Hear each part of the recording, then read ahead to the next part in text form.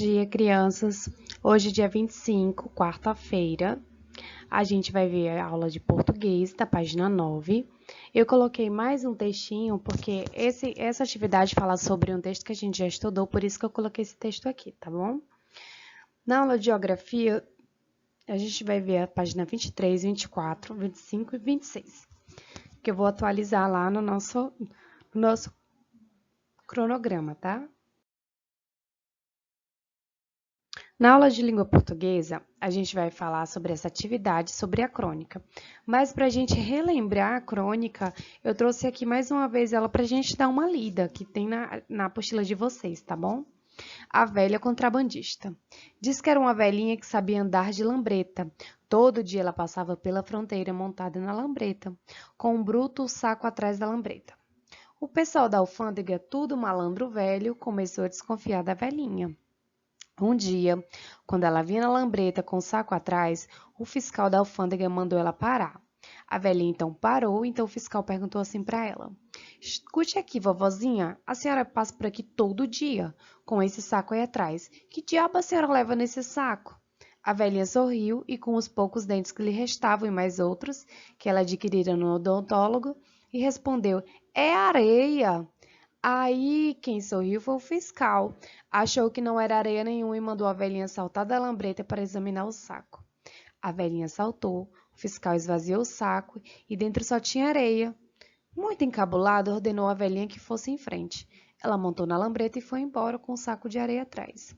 Mas o fiscal, desconfiado ainda, talvez a velhinha passasse um dia com areia e no outro dia como um amba dentro daquele maldito saco. Então, no dia seguinte, quando ela passou na lambreta com o saco atrás, o fiscal mandou parar outra vez. Perguntou o que ela levava no saco e ela respondeu que era areia, uai. O fiscal examinou e era mesmo. Durante um mês seguido, o fiscal interceptou, ou seja, parou a velhinha, e todas as vezes o que ela levava no saco era areia. Diz que foi aí que o fiscal se chateou. Olha, vovozinha, eu sou o fiscal da alfândega com 40 anos de serviço. Manja essa coisa de contrabando pra burro. Ninguém me tira da cabeça que a senhora é contrabandista. Mas num saco só tem areia, insistiu a velhinha, e já ia tocar a lambreta quando o fiscal propôs. Eu prometo à senhora que deixo a senhora passar. Não dou parte, não prendo, não conto nada a ninguém. Mas a senhora vai me dizer qual é o contrabando que a senhora está passando por aqui todos os dias? O senhor promete que não vai espalhar? Quis saber a velhinha. Espalhar é uma forma informal, tá, gente? Uma maneira que a gente fala diferente, informal. Juro, respondeu o fiscal. É lambreta. E essa é a história velhinha contrabandista, né? De Stanislau Ponte Preta. Como eu já falei antes, crônica ela é um tipo de texto que o autor desenvolve suas ideias, né? Se baseando em fatos ocorridos no dia a dia ou sobre qualquer assunto considerado comum em nosso meio, ligado à política, ao mundo artístico, esporte, sociedade de forma geral, né? A gente pode encontrar eles em jornais, escritos, pela TV, internet e em revistas. E aqui é uma história muito legal, né?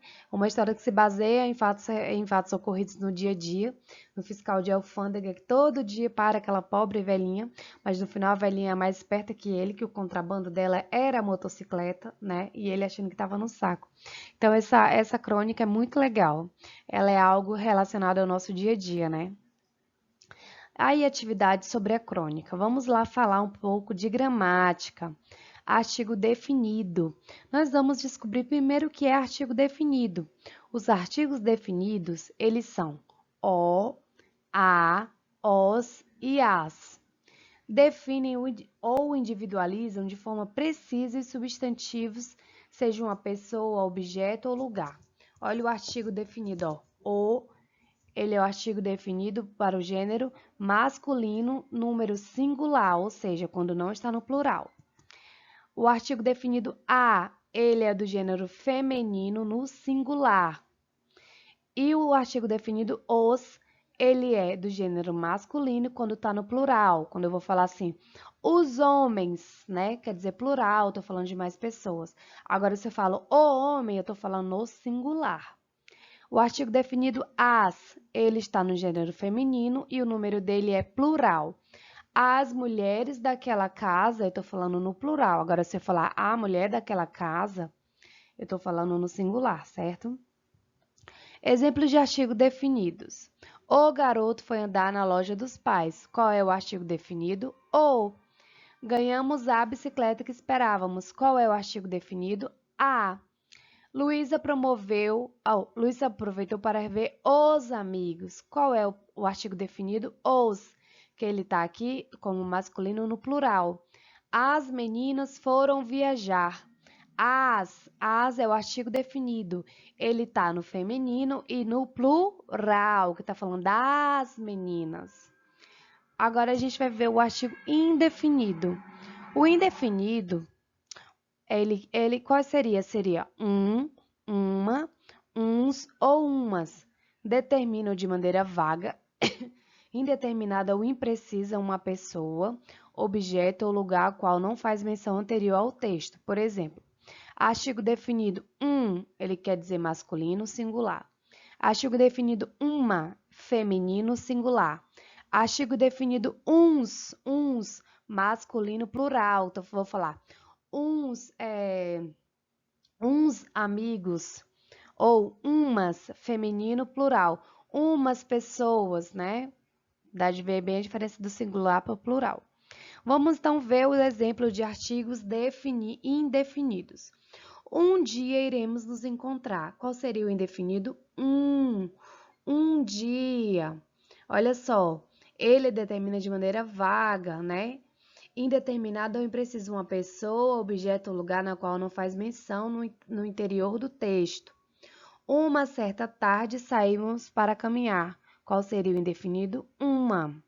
Joana convidou para a festa uns amigos estrangeiros. Comprei umas camisas para seu aniversário. Então, tá muito fácil saber quais são os definidos e os indefinidos, certo? Aqui, quando a gente fala no umas, uns e umas, a gente nunca faz menção ao texto anterior, né? A gente tá falando de uma maneira indeterminada ou imprecisa, né? De uma pessoa, objeto ou lugar. Já o definido, ele define ou individualiza de forma precisa os substantivos, seja uma pessoa, objeto e lugar. Aí aqui na atividade fala, retire os artigos que aparecem no decorrer do texto, a velhinha contrabandista. Eu vou procurar aqui os artigos que vai aparecer aqui na velhinha contrabandista. Qual seria que tem? Tem o artigo ou, tem o artigo a, tem o artigo definido os, tem o artigo definido as. Vocês vão procurar e vão colocar aqui dentro desse quadrinho. E os artigos indefinidos, uma, uns ou umas, tem algum deles no texto? Se tiver, você vai colocar. Achei o artigo definido uma, então vou botar uma aqui embaixo. Eu achei o artigo definido uns, então vou colocar aqui embaixo. Eu achei o artigo definido umas, então vou colocar aqui embaixo. Então, vocês vão tirar do texto qual desses artigos, definido e indeterminado, ou indefinido e definido, vai ter aqui no texto. Vocês vão colocar artigo definido aqui e o indefinido aqui do lado, ok? Isso aí vocês vão olhar lá no texto de vocês na volta, tá? Vai ver aqui em geografia um texto informativo que fala sobre vegetação, ok? A vegetação é um conjunto de vegetais ou plantas que predominam em uma área ou uma região. A variedade de espécies existentes, a quantidade de plantas, o tamanho e a distribuição dos vegetais depende de dois fatores geográficos muito importantes, o solo e o clima.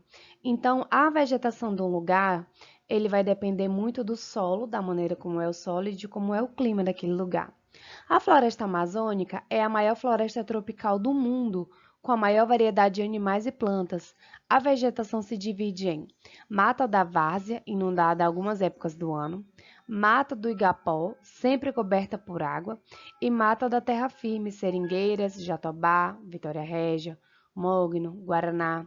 Então, essas são as três vegetações do que? Da Amazônia, né? Da floresta amazônica, né? Aqui mesmo onde a gente vive, onde tem a mata da terra firme, né, que são seringueiras, a nossa mata é uma mata de terra firme, que tem seringueiras, jatobá, Vitória Régia já tem outros lugares, né? Aí, mata do Igapó, sempre coberta por água, aquela mata onde vai estar sempre coberta por água, porque aqui é um lugar tropical que chove. Mata da várzea inundada algumas épocas do ano. E vamos ver agora outros tipos de vegetação, como o cerrado, que eu coloquei a foto aqui do lado. O cerrado ele tem uma aparência seca, ocorre em solo onde existe pouca substância nutritiva e muito alumínio. Raízes longas, arbustos e árvores com troncos retorcidos, cascas grossas e folhas cobertas de pelos. Exemplos: lixeira, pau-santo, mangabeira, pau-terra. Tá aqui, a gente está vendo aqui, certo? Aí a gente também tem a caatinga, né, que está ali embaixo. É uma vegetação adaptada para sobreviver com pouca água. A gente já vê que é muito seca. Algumas plantas possuem raízes nas superfícies para recolher água de chuvas, né? Outras armazenam água. E a gente tem aqui exemplos como Ceará, Piauí, Alagoas, Bahia, Minas Gerais, que tem a caatinga, né? Como exemplo, mandacaru e umbuzeiro. A gente vê que é uma regiões do Nordeste que chove muito pouco, né? Aqui embaixo a gente vê a Mata Atlântica, floresta de clima quente e úmido encontrada no sudeste do Brasil, possui a maior variedade de formas de vida.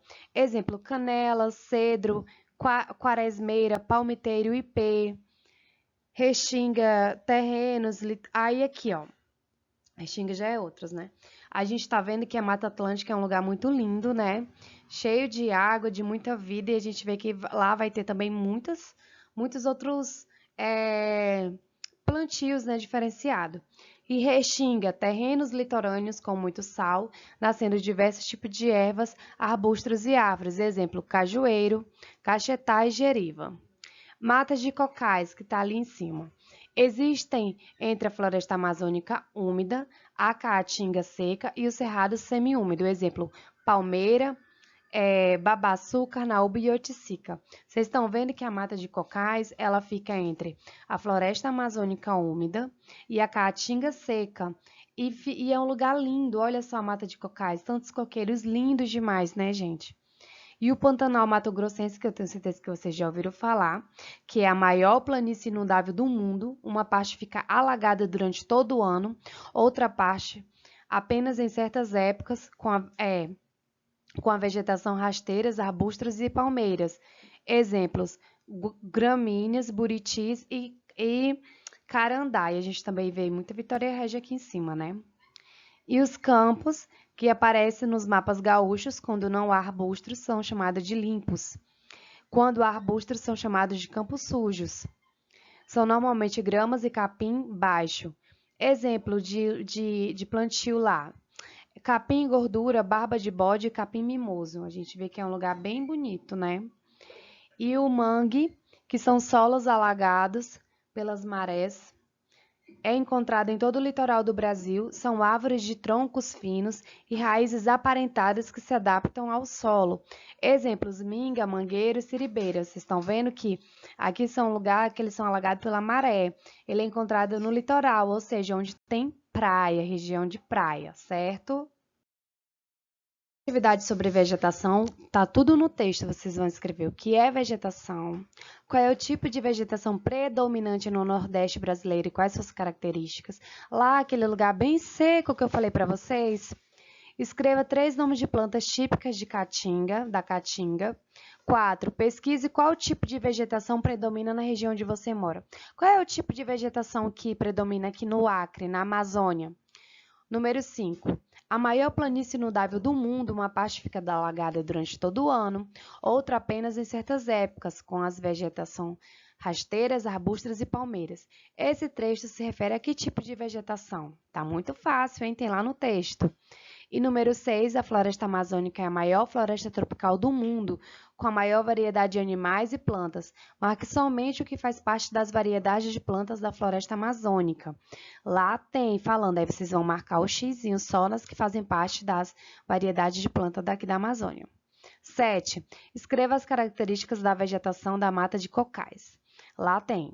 E 8, depois de tudo que você estudou sobre variedades de vegetação do Brasil, escreva o nome dessa planta e o tipo de vegetação que ela pertence, que tem lá no texto também, ok? E aqui a gente vai falar na página 25 e 26 sobre o solo, né? Esse texto que a gente vai ver sobre o solo, que eu falei agora há pouco, que depende muito do solo para ter uma boa vegetação, né? E aqui o solo, também chamado terra, tem grande importância na nossa vida.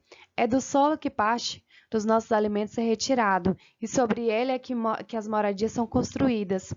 A superfície do planeta é formada por vários tipos de rocha. Com o tempo, elas se desfazem por meio da erosão e formam o solo. No solo, a gente encontramos grão de areia e argila. Existem solos que misturamos com água e eles ficam barrentos. Isto quer dizer que esses solos possuem uma grande quantidade, né, bem maior de argila. São os solos argilosos, né, que eles são bem mais molinhos. Os solos secos possuem muita areia. Eles se chamam solos arenosos, porque eles têm areia. Já o solo também possui restos de animais e plantas mortas, né, aqueles que estão em estado de decomposição. Com o tempo, esses restos são decompostos, formando humus, rico em sais minerais que contribui para o desenvolvimento das plantas.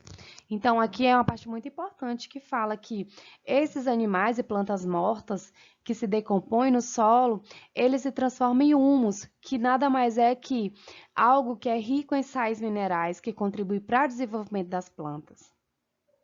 Aí aqui cultivando o solo.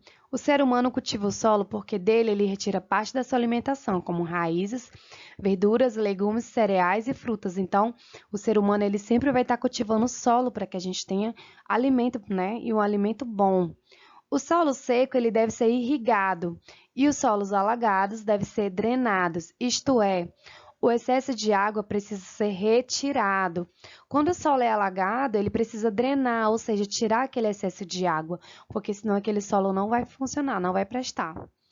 Para que as plantas se desenvolvam, é importante que o solo seja fértil, isto é, contenha sais minerais e restos de animais e vegetais, ou seja, para um solo ser fértil, ele tem que ter o humus, né, que a gente falou ali em cima, que seria um solo rico em sais minerais, né, que ele vai contribuir para o desenvolvimento das plantas. Então, o solo fértil, ou seja, aquele solo onde tu vai plantar e ele vai crescer e vai dar alimentos, ele tem que ter o humus, né, que é a presença de sais minerais, né, muito rico em sais minerais.